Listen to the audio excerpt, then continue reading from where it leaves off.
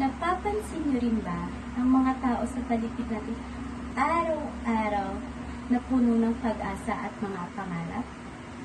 Mga taong puno ng potensyal, mga kamay at paa na handang magtrabaho, at mga pusong umaasa para sa isang magandang kinabukasan.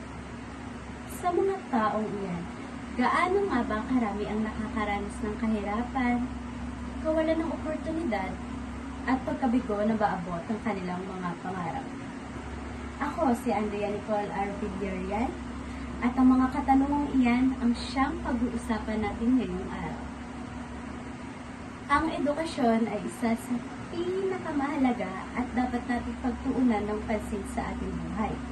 Dahil nagbibigay ito sa atin ng kaalaman at kasanayan upang harapin ang mga hamon ng buhay.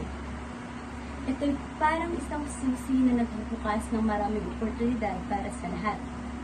Sa pag-aaral, marami tayong natututunan, katulad na lamang ng pagsusulat, pagbilang, at pagbabasa.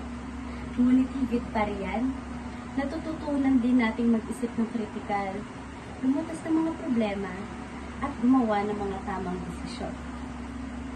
Sobrang halaga rin ito lalo na sa mga mahihirap na komunidad kung saan nakakaranas sila ng mga komplikadong hamon tulad na lamang ng kakulangan sa pagkain, tubig, at tirahan.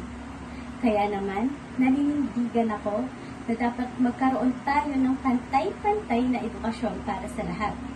Ano man ang estado ng buhay, kasarian, at pinanggalingan.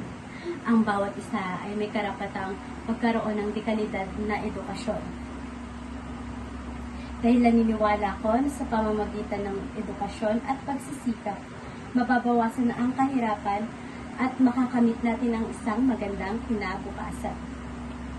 Kaya naman sa huli, ang edukasyon ay hindi lamang isang karapatan, kundi isa rin itong pangangailangan.